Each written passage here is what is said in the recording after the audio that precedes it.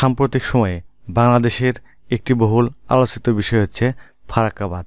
বাংলাদেশের দুঃখ নামে পরিচিত ফারাক্কা বাঁধ চাঁপাইনবাবগঞ্জ সীমান্ত থেকে 18 কিলোমিটার দূরে ভারতের পশ্চিমবঙ্গ রাজ্যের মালদহ ও মুর্শিদাবাদ জেলায় গঙ্গা নদীর উপর অবস্থিত।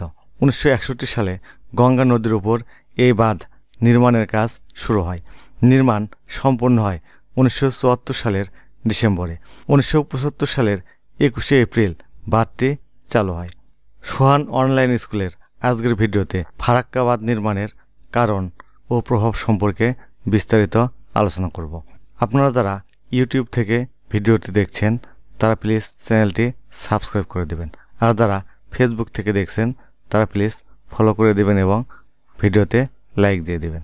ফারাক্কা বাঁধের দৈর্ঘ্য 2.24 কিলোমিটার বা 7300 ফুট। এটি শুধু একটি বাঁধ নয়, এই অবকাঠামোটি একটি সড়ক ও রেল সেতু হিসেবেও ব্যবহার করা হয়। বাঁধটিতে মোট 109টি গেট রয়েছে। ফারাক্কা সুপার তাপবিদ্যুৎ কেন্দ্রে পানি এই বাঁধ থেকেই সরবরাহ করা হয়। এই বাঁধের উপর দিয়ে গিয়েছে 34 নং জাতীয় সড়ক ও রেলপথ, যা কেবল উত্তরবঙ্গ ও দক্ষিণবঙ্গকে নয়, ভারতের উত্তর পূর্ব অংশকে বাকি ভারতের সঙ্গে জুড়ে রাখতে বড় ভূমিকা পালন করে।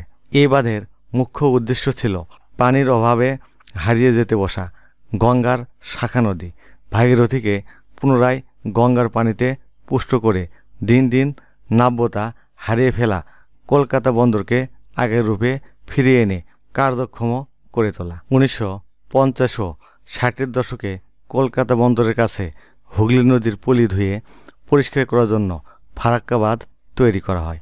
শুষ্ক মৌসুমে জানুয়ারি থেকে জুন ফারাক্কা বাঁধ গঙ্গার 40,000 ঘনফুট পানি হুগলি নদীর দিকে চালিত করে।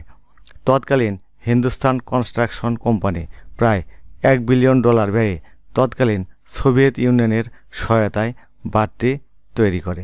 তৎকালীন বিভিন্ন সমীক্ষায় বিশেষজ্ঞরা অভিমত প্রকাশ করেন যে গঙ্গা বা পদ্মার মতো বিশাল নদীর গতি বাঁধ দিয়ে বিঘ্নিত করলে নদীর উজান এবং ভাটি উভয় অঞ্চলে প্রাকৃতিক ভারসাম্য মারাত্মকভাবে নষ্ট হতে পারে।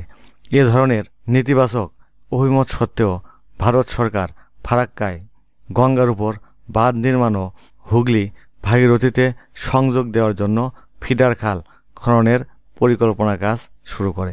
পরবর্তীতে যা মূলত বাংলাদেশ ও ভারতের পশ্চিমবঙ্গ বিহার রাজ্যে ব্যাপক পরিবেশ বিপর্যয় ডেকে আনে।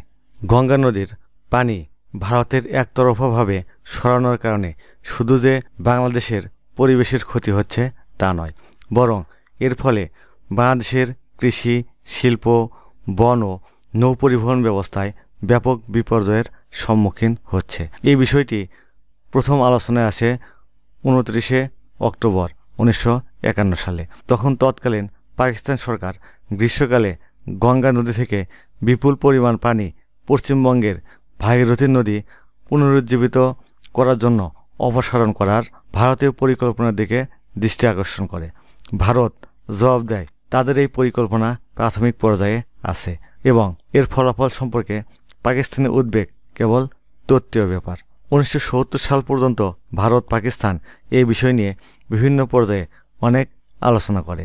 গঙ্গার পানি বন্টন নিয়ে লম্বা আলাপ আলোচনার সে সময় জন্ম হয়।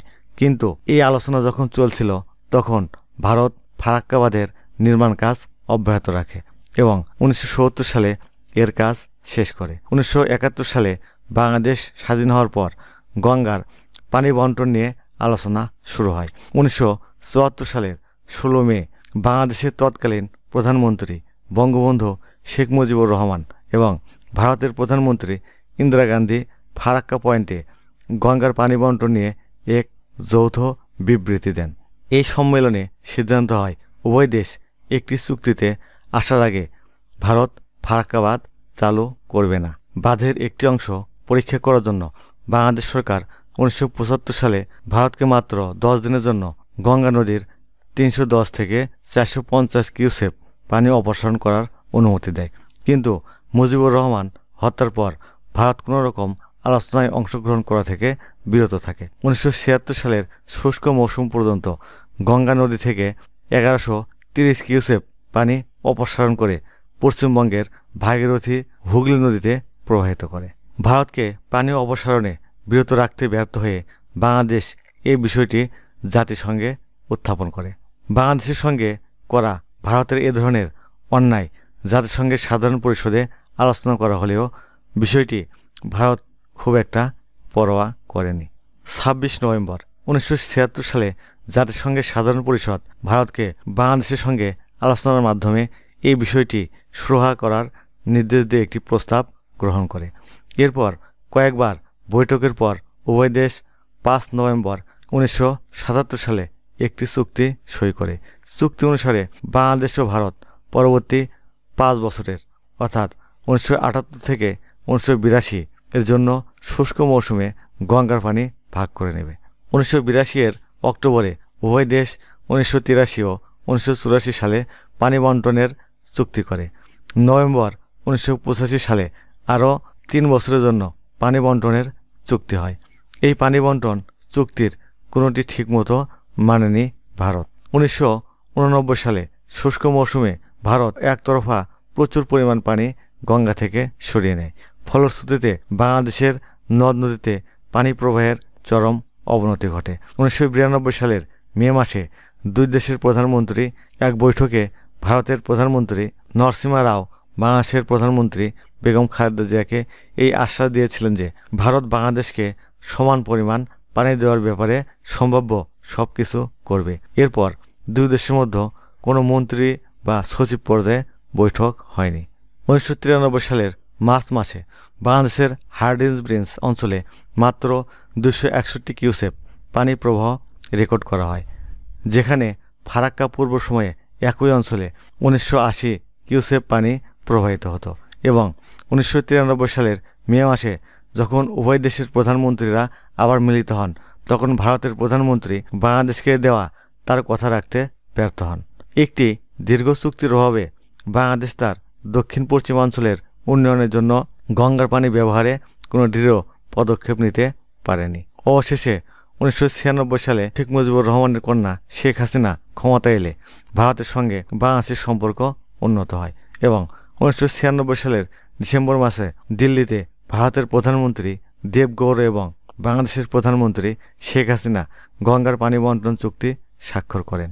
নদী বা কোনো জলরাশির পানি পরিমাপের একক হল কিউবিক ফিট পার সেকেন্ড বা কিউসেক। ভারত বাংলাদেশ চুক্তি অনুযায়ী নদীতে 70,000 কিউসেক পানি থাকলে উভয় দেশ পাবে 35,000 কিউসেক, আর 75,000 কিউসেকের বেশি পানি থাকলে 40,000 কিউসেক পাবে ভারত, বাকিটা পাবে বাংলাদেশ। অথচ ভারতের খেয়াল খুশি মতো বাঁধ নির্মাণ থেকে অনিয়ন্ত্রিতভাবে পানি অপসারণ বন্ধের ফলে শুষ্ক মৌসুমে তীব্র পানি সংকট ও বর্ষা মৌসুমে প্রবল বন্যার কবলে পড়ছে বাংলাদেশ।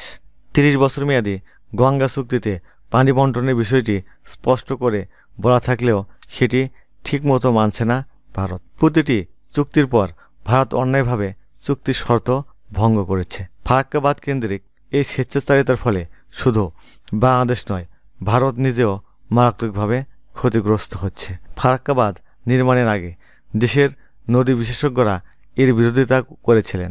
তারা বলেন, গঙ্গা বা পদ্মার মতো বিশাল নদীর গতিপথে বাঁধ দিয়ে বিঘ্নিত করলে নদীর উজান এবং ভাটি উভয় অঞ্চলের প্রাকৃতিক ভারসাম্য মারাত্মকভাবে ক্ষতিগ্রস্ত হবে। এরপরেও ভারত সরকার গঙ্গায় বাঁধ নির্মাণ এবং হুগলি ও ভাগীরথী নদীতে পানি পৌঁছানোর জন্য ফিডার খাল খননের কাজ শুরু করে। এই বাঁধ থেকে ভাগীরথী হুগলি নদী পর্যন্ত ফিডার খালটির দৈর্ঘ্য প্রায় 40 কিলোমিটার। অপরিমাণদর্শী প্রকল্প বাংলাদেশ, ভারতের পশ্চিমবঙ্গ এবং বিহার রাজ্যে ব্যাপক বিপর্যয় ডেকে আনে। শুষ্ক মৌসুমে গঙ্গার পানি অপসারণের ফলে বাংলাদেশের দক্ষিণ পশ্চিমাঞ্চলের জনজীবন বিপর্যস্ত হয়ে পড়ে। এতে বাংলাদেশকে কৃষি, মৎস্য, বনজ, শিল্প, নৌ পরিবহন, পানি সরবরাহ ইত্যাদি ক্ষেত্রে ব্যাপক লোকসানের সম্মুখীন হতে হয়। প্রত্যক্ষভাবে বাংলাদেশের প্রায় 300 কোটি মার্কিন ডলার ক্ষতি হয়। যদি পরোক্ষ হিসাব করা হয় তাহলে ক্ষতির পরিমাণ আরও অনেক বেশি হবে। ফারাক্কার প্রভাবে বাংলাদেশ অংশের পদ্মা নদী পরিণত হয়েছে একখণ্ড মরুভূমিতে। মরুকরণ প্রক্রিয়ার বাহ্যিক রূপ এ অঞ্চলের জনগণ ইতিমধ্যে প্রত্যক্ষ করেছে। ফারাক্কা পরবর্তী সময়ে বাংলাদেশের অভ্যন্তরে পদ্মা নদীর প্রবাহে চরম বিপর্যয় ঘটে। প্রবাহ কমে যাওয়ায় নদীর নাব্যতা কমে যায়। বাঁধের ফলে প্রায় 100 কিলোমিটার নদীপথ নাব্যতা হারিয়েছে। সেই সঙ্গে 49টি শাখা নদীর অস্তিত্ব সম্পূর্ণ বিলীন হয়েছে।